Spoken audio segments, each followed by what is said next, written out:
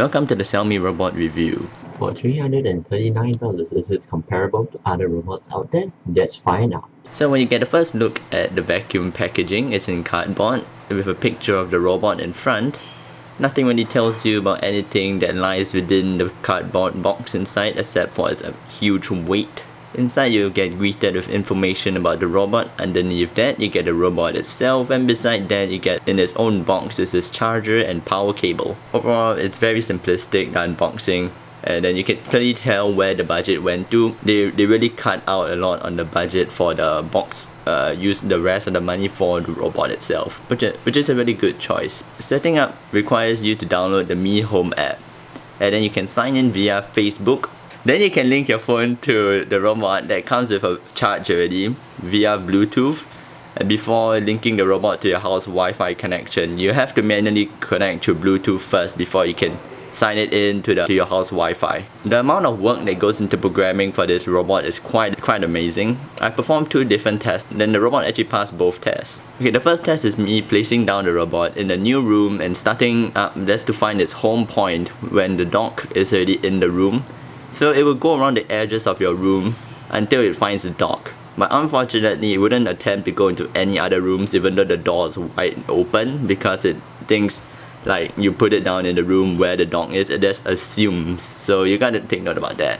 I assume it uses infrared or something like that, because the robot will go straight to the dock as long as there's line of sight of the dock in the room, and then it will stop going around the edge of the room. So over the periods of about 2 months, I've identified a few issues with the robot.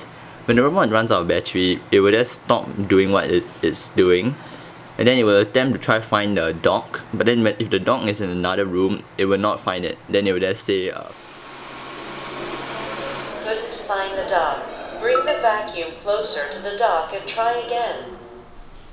Failure, cannot return to home. Then it will prompt you through the app. Then you're supposed to manually bring the robot and put it into another room where the dock is. The second issue I found is that the robot has issues going underneath some areas, such as my bed. At a certain height, it would attempt to go through it, but then once it goes through, it's just gonna get stuck. Then after that, it will prompt you that, hey, there's an obstacle. That's also good. It's very smart that it tells you that.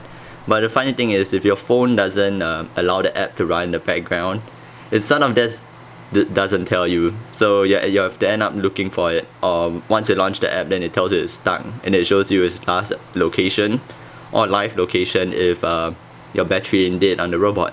A third issue that I found with the robot is that, yes, say you have fans or weighing machines that are really low to the ground and doesn't have really much height, where you can't use its touch sensors to detect whether there's an object there.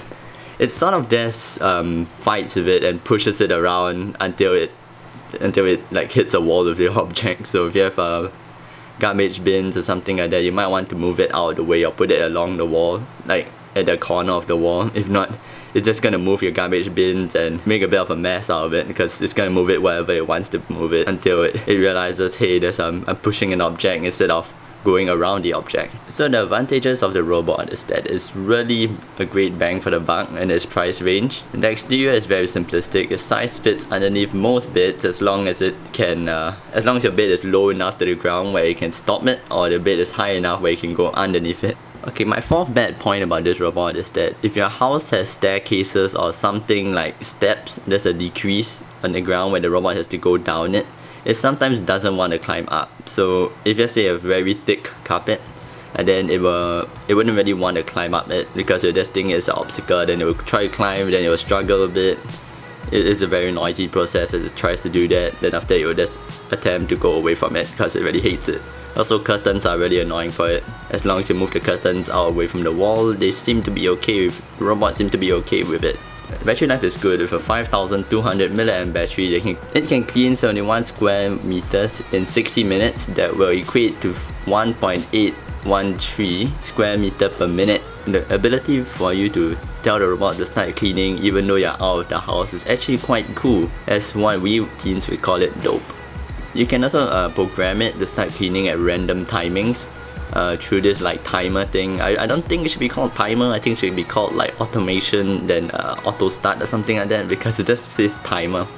And once it hit that time, it will say auto cleaning started, something like that. Then it will start cleaning your house all the way around. It also has a very friendly voice. You can change the default voice from Chinese to any language you want. But then there's limited varieties in language. There's only 4 or 5 languages. When the bin inside the robot is full, it will prompt you through the app to tell you to clean it or to empty it. But then you can't wash the dustbin in water because there's a filter over there that prevents dust from going out the backside of the robot into your room and making it really dusty again when it just finished cleaning it, you know. Last of all, there's a new update that just came out recently where the robot uses its inbuilt map of your house from the last cleaning cycle.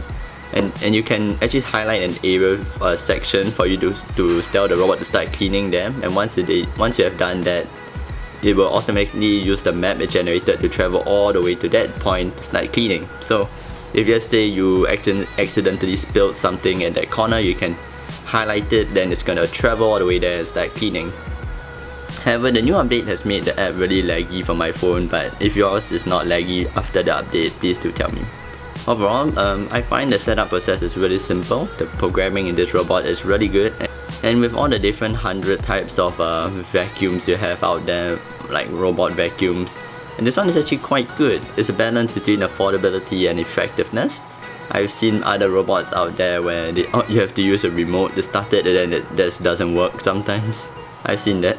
If I was asked to recommend a robot for cleaning your house, I would recommend this if only you live in a HDB flat where your entire house is one flat level and not multiple levels, or have inclines or staircases in between the levels, because only then you can reach the max potential of this robot to help you clean your entire house. If not, you still have to manually clean the second level of your house or buy 2, but then once you do that, it's quite expensive. You also do not want to leave cables on the floor, because with cables on the floor, it doesn't really like going around them, or you just try to suck it up all the time. It will give constant updates for this robot, so you can definitely get more features in the future as an update comes in, as the development team develops more interesting things for this robot to do. So other than that, if you guys enjoyed this video, leave a like, subscribe, share your comment down below, and I'll catch you on the next one.